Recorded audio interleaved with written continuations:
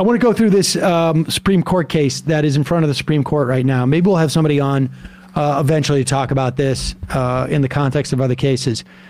And I actually think I came across somebody, and I have to check my notes, somebody on the Nation cruise, a union guy, a Teamster guy from the Northwest, who's dealing with this actual case. In fact, if it is him, we'll get him on. The dynamic in this country under the National Labor Relations Act has been that workers have a right to strike under the National Labor Relations Act. This is a federal rule. And there are instances when companies can claim that the rules protecting a worker's right to strike do not apply. That's basically what this case is ultimately about. The specifics are that you have this cement company, Glaciers North West, and Teamsters. Teamsters are going on strike. When they went on strike, they timed it. This is allegedly. They probably did. When they had cement in the mixers. And if you know anything about cement, you got to keep it moving. Because if the mixers stop, the cement hardens. And that's why you see your cement trucks driving by and they got it spinning. So they parked their trucks.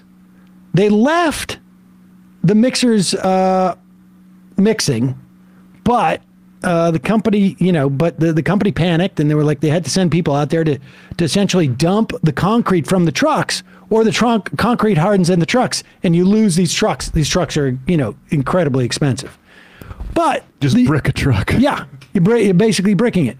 But the employees made sure that they let it keep running. So it was a pain, but it wasn't. It didn't destroy the trucks. Now, there have been times where we've had something similar to this. Partially, in the past, National Labor Relations Board sided with milk truck drivers who struck, even though their strike risked spoiling the milk before it was delivered to customers. And there was a similar one with cheese. But then the National Labor Relations Board has also had some cases where they have determined that workers can't walk off the job when the result would be like extreme damage to the employer's business, or maybe hurting other people. Like a federal appeals court once ruled that if foundry workers who work with molten lead could not walk off the job and leave the lead in a state where it could melt the employer's facilities or injure workers.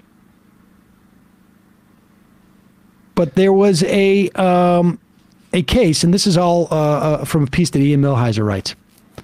Supreme Court decision in San Diego Trades Council versus Garmin lays out a process that employers must use if they believe that their workers have timed a strike so recklessly that the union should be held liable. Right? So the panic that it set out with these, cement truck drivers, they didn't suffer massive damages. Maybe they suffered some damages, like the concrete it was wasted, and that's expensive. In nearly all cases, the employer must first obtain a ruling from the National Labor Relations Board establishing that their workers' strike was not protected by federal law. In other words, that what the workers were doing was so out of the bounds of normal striking that it was not protected. Then, once that's established, and this is under the auspices of that case from 1959, Garmin, once that is established, then the company can take the strikers to court in a state court and sue them, under tort law.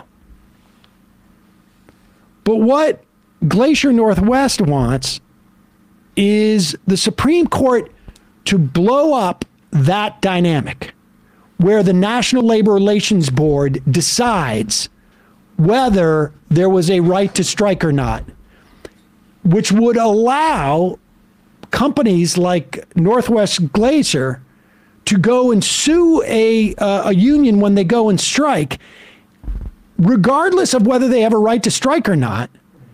And then, of course, a union getting sued, that means they have to dedicate resources to defending themselves in this suit. Now, imagine, let's say, someone like Peter Thiel, who has unlimited resources, or a guy named Howard Schultz, who has unlimited resources, owns Starbucks or is CEO of Starbucks. Imagine if they say, like, look, you baristas, we're going to sue you because our coffee beans, they get stale if they're not being served. Or the milk, or, by not using the espresso machine, it gets clogged up. So we're going to sue you. And there's 10 people, and they're going to get sued. And then all of a sudden, they're done. They're done. They're destroyed. I mean, this is just like how far are we stacking this deck toward employers? That's exactly the point, is that the National Labor Relations Board exists there. You weren't the only one to phrase it that way. Felix Frankfurter, I think, made it quite clear way back when, I don't have it in my notes here, that there was an incredible, that employers have the power in this dynamic. National Labor Relations Act, there's some really bad parts of it, frankly. Or not the National Labor Relations Act, but Taft-Hartley. But the National Labor Relations Board basically sits there and determines whether there's a right to strike. And if there's a right to strike, you cannot, as a union or as a striker, be sued for the implications of that strike. That's on the owners. If the board determines, I'm reading from Ian's piece, that a union's or employer's actions protected by the National Labor Relations Board under Garmin, the matter is at an end, and the states are ousted of all jurisdiction. You cannot bring a tortious lawsuit in state court. However, if the board determines that the National Labor Relations Board National Labor Relations Act has nothing to say about a labor dispute, then state courts can hear that dispute and potentially order one party of the dispute to compensate the other for violations of state law. Garmin does not require the union to show that its actions were protected by the National Labor Relations Act. It only requires to show that its actions were arguably protected, and that's a low bar, and that means that it's got to go to the National Labor Relations Board before any state action can take place.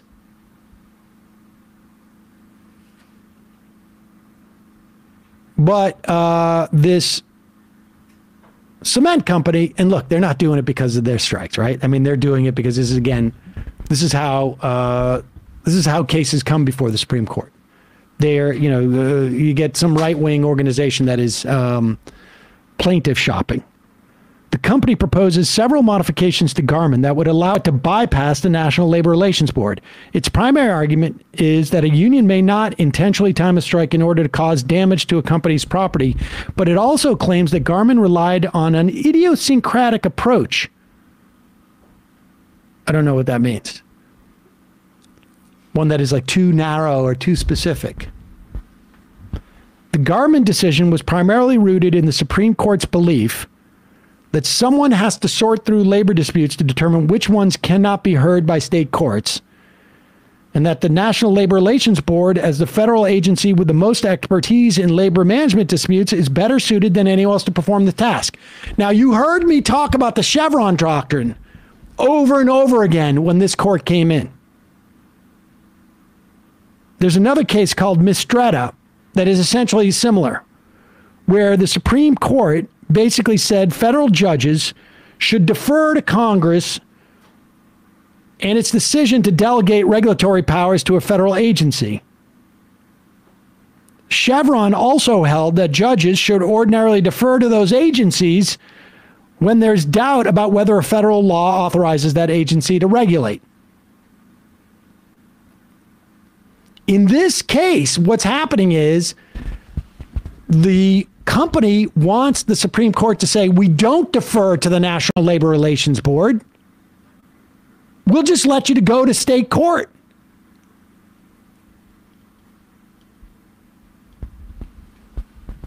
And sue the union. And if they have the right to sue the union, if the default is there is a right to sue the union, if there's any harm that comes to the business, which, of course, when you don't have anybody working for your company or your store or your mine, it's insanity. There is harm that's going to come to the business. Then you have effectively destroyed not necessarily the right for unions to strike, but their ability to strike.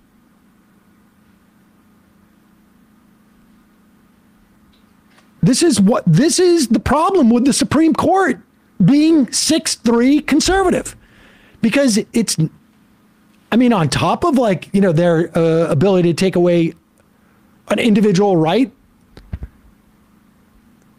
that half the country had in terms of determining what happens with their own body relative to pregnancy. But they also go after things like labor. And they do everything they can to disempower labor. It would be a much better place in terms of this country if the Supreme Court did not have this power. But in the world that we live in, the Supreme Court does have this power. And so if you care about labor, if you care about workers, you must care about the federal judiciary, including, but not limited to, the Supreme Court. This is the reality of the system in which we live in.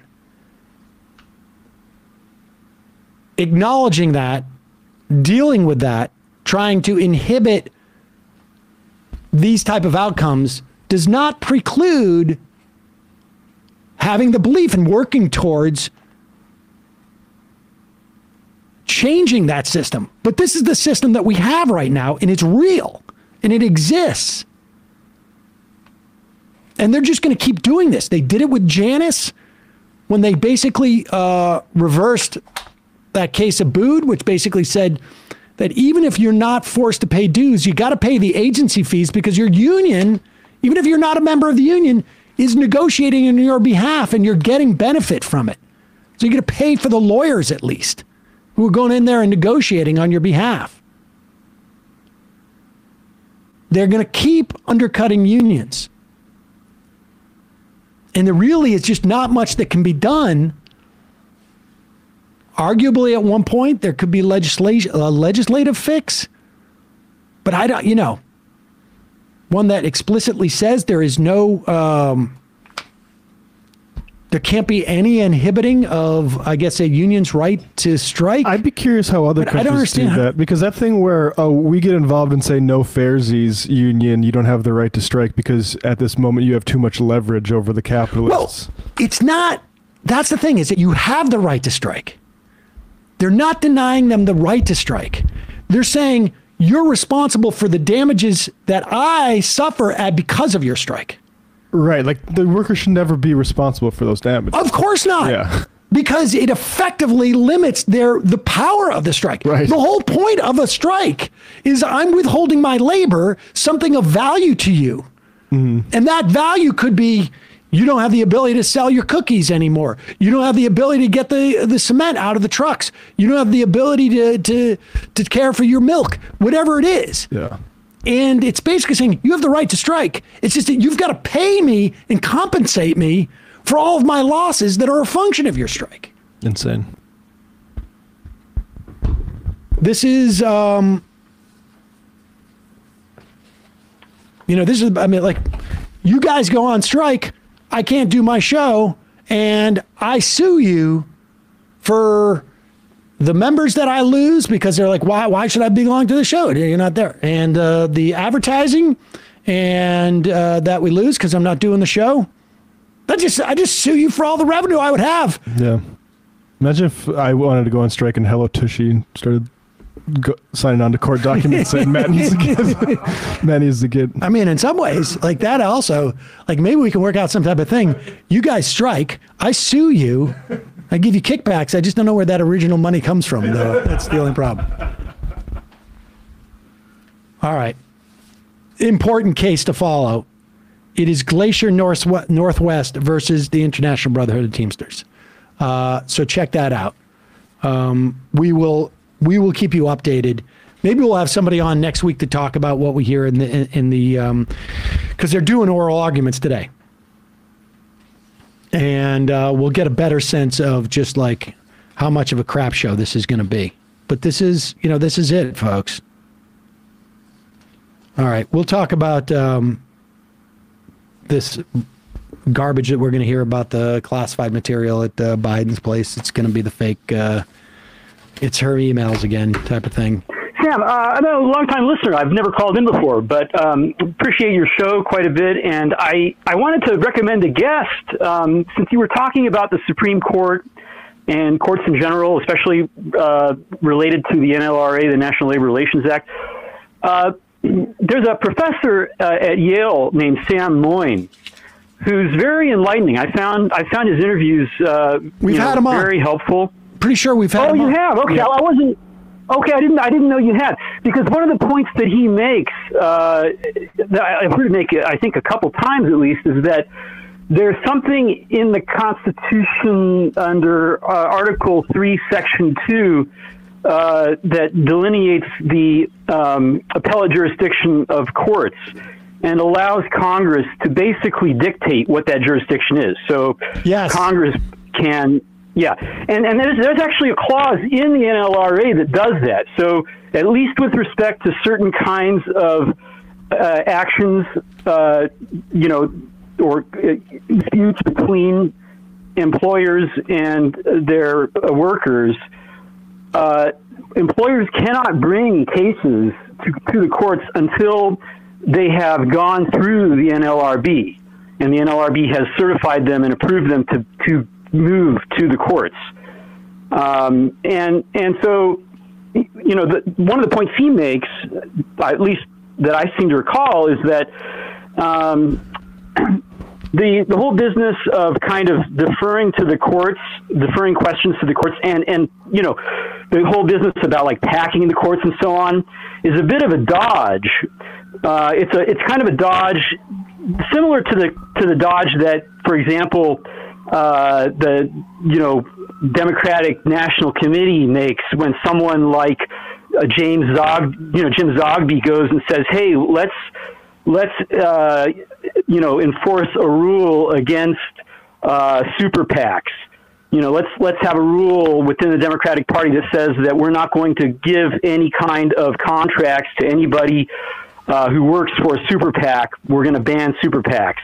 And the delegates to the DNC say, "Oh well, we don't want to do that, but I'll tell you what, we'll agree 100% to backing a constitutional amendment to bring world peace and to end Citizens United." And the reason why they are willing to do the second is because they know that it'll never happen. And the reason that they're not willing to do the first is because that's going to cut the knees off of a lot of people who, make their living in the whole kind of political consultancy industrial complex, right? Right. But wait, I don't know if I understand the analogy. So you're saying that the reason why Congress doesn't inhibit the jurisdiction of appellate courts is because they don't want the authority? Right. I don't think that the Congress wants to have the problem on its hands of having the power to do anything that helps ordinary people, working class people, and inhibits the profitability of corporations. I think that, because they largely are working for their donors, and the donors are the corporate class, and so they're happy to have hall passes.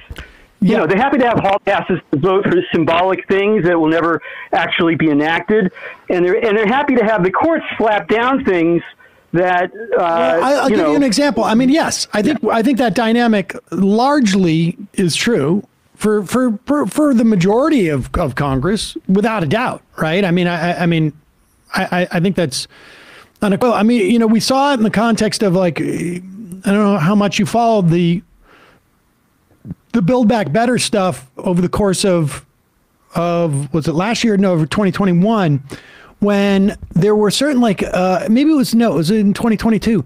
there were like tax provisions that like Manchin would sign on to. And then all of a sudden he got like pushback from, basically West Virginia businesses that would be impacted by those tax provisions, and he completely backed off it. They always will choose the paths of least resistance, particularly, but there are ways to get around that when you don't give the resistance time enough to build. Yes. So, largely, yes, I agree. Look, this is, I know that we talk about influencing Congress on this show and lawmakers, but I think, people should understand that for the most part, certainly, you have at least half of Congress, more or less, in terms of the Republican Party, that is almost exclusively doing this. We played a clip the other day that the guy bragged on the floor of the House, saying like, here is a list of all the people who have, written me, all my constituents. Here's a list of all my constituents who have said, cut the budget. And when we talk about cut the budget, like, what are we talking about? Even the defense budget is paying a bunch of people. I'm not in favor of it, but it's like putting money in the pocket of people. The rest of the budget, outside of the defense budget, is essentially providing some benefit to the rest of society. And he's like, here are the people who want me to cut it. It's up to us to cut the budget. In other words, to take money and benefits away from our own constituents. And they're doing that on behalf of, of the oligarchs and wealthy people who just don't want to pay the taxes and also don't want a dynamic where their political power is inhibited. They want to be in charge. They want to be driving, the bus, as it were. And so, yes, this is a dynamic that exists without a doubt. And it exists. But, I don't know if it's like half of the Democratic Party or 2/3 of the Democratic Party or 40% of the Democratic Party. And we will see, we will see a percentage of them. It's just that the dynamics are slightly different because it's harder for them to hide. It's they're. But look, getting back to the courts, though, the sort of larger point that Moyne makes, which I think can be really easily overlooked, is that ironically there was a lot of truth to what reactionaries used to say about the courts back in the Warren era when they talked about how bad, liberal activist judges are, and they said, well, you don't want to have the courts with these liberal activist judges because, hey, the judicial branch is the least democratic branch, the least directly accountable to the public. And ironically, the reactionaries were right when they said that. That's actually true. The judicial branch is the least responsive and the least directly accountable to the ordinary. Yeah, but I think you're misusing. I think you're falling for the trope about activism. Because what does judicial activism mean to you? So I'm not falling for that. What I'm basically pointing out is that there is truth to the notion that the courts are not the most friendly venue for ordinary people. Oh, of course, I agree with that. But right. but here's the thing: you want a court that defers to the legislative body and the executive body. Okay? Absolutely. And that is, when we talk about activism, what the conservatives did is that they said activism is, they applied it to the idea of deciphering principles in the Constitution. That's what they said was activism. And they ignore the activism of taking authority away from more elected bodies, i.e. the legislature and the executive, right? Those are more democratic than the judiciary. The judiciary is supposed to interpret the Constitution, interpret the laws. And conservatives played this game where they said, like, in the course of interpreting these things, you're being activist, as opposed to defining activism as stifling the will of the people. So when the Supreme Court in 2013 says, oh, we can undercut the Voting Rights Act, because when the Senate ratified it 99-1 or 98-2 in 2007, they only did it because they were afraid of the voters. They were afraid of being seen racist. I'm almost quoting directly what Scalia said. And they said, we can ignore that.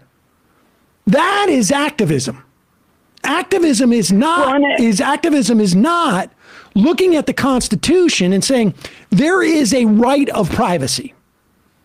And what are we going to, in the absence of anybody legislating, what are we going to determine privacy means in this era as opposed to in that era? And right. The conservatives, but the larger point, though, I mean, the larger point that I think Moyne makes is that you don't really want to rely too heavily on the courts. No, I agree with you. I agree. But, you know, I mean, the thing is, the whole reason why the courts have been able to pull off this reactionary coup d'etat is because of this massive vacuum of power within legislatures. At the federal level, above all, but even at the state level. Hold on, let me finish. I think there's some truth to that. Okay, but I also think it's a very, very academic perspective, and it's one that Obama came in with as well, and it's the one that, like, even Ginsburg talked about when they, were found the woman's right to choose problematic and finding it in the way that the court established it. I get that, but this has been the nature of this country since essentially when it's really been founded, which in my estimation is Reconstruction. Okay. We saw for a regime by the Supreme Court that lasted from basically 18, let's just call it 80, for another 50 years. And it was political power that curbed the excesses of the court. I mean, I agree in principle. I agree. You need a stronger legislative branch that steps up and starts to legislate these things. I agree with that. Exactly. I mean, and without a doubt. But and so from an academic perspective, I agree with you. But I think we should fight for power wherever we get it. I appreciate the call. All right. Thanks a lot, Sam. Thanks.